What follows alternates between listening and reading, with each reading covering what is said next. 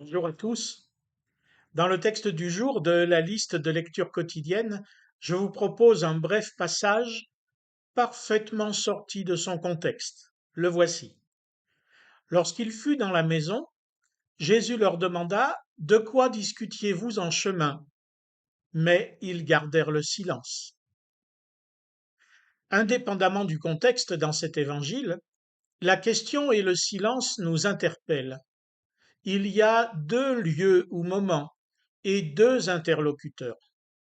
Premier lieu, premier moment, en chemin. Car pour la plupart d'entre nous, nous sommes en chemin. Pour du travail, pour des courses, pour se promener, pour aller avec des amis, mais aussi dans notre travail, dans nos loisirs, dans nos foyers et dans nos relations sociales. Notre existence est faite de chemins, parfois faciles, parfois rudes, parfois solitaires, parfois encombrés. Dans notre texte biblique, Dieu n'intervient pas en chemin. C'est d'ailleurs le sentiment que nous en avons souvent. Or, il sait parfaitement ce que les disciples se disaient. Le sentiment que Jésus n'est pas là est une fausse impression, mais nous ne percevons que son silence. En fait, la plupart du temps, nous ne nous en préoccupons pas. Nous vivons effectivement comme s'il n'était pas là. En temps ordinaire, il ne nous manque donc pas vraiment. Or, en chemin, nous avons aussi des idées, des envies, des projets, tout ça sans lui, oui, mais par contre, tout ceci suppose des relations avec ou contre d'autres gens.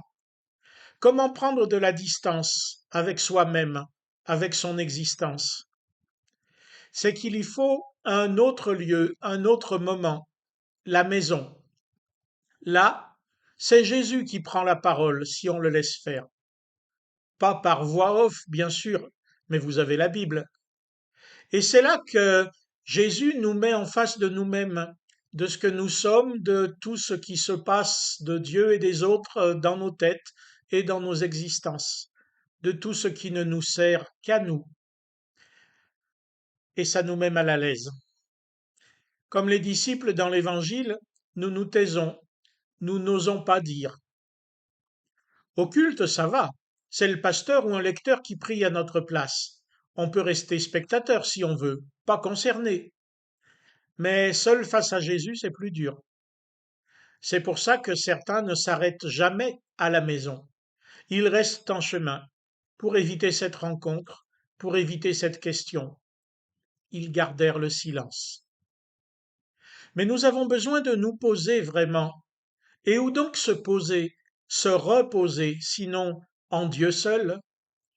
Dans l'Ancien Testament, pour parler du temple de Jérusalem, on disait la maison. La maison, c'est là où je rencontre Dieu, en Jésus.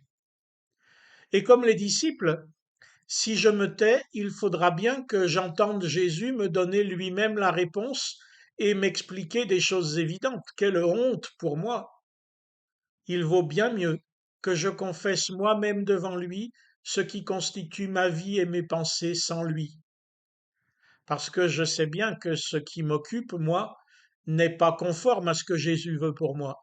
Sinon, je ne me tairai pas. Et si je me tais, c'est que j'ai peur d'être jugé, moi qui me sais condamnable. Or, Jésus n'est pas là pour ça, mais pour me soigner, me guérir, pour que mon existence soit sauvée, libérée de ce qui m'éloigne de moi-même, des autres et de Dieu. Alors, de quoi discutiez-vous en chemin?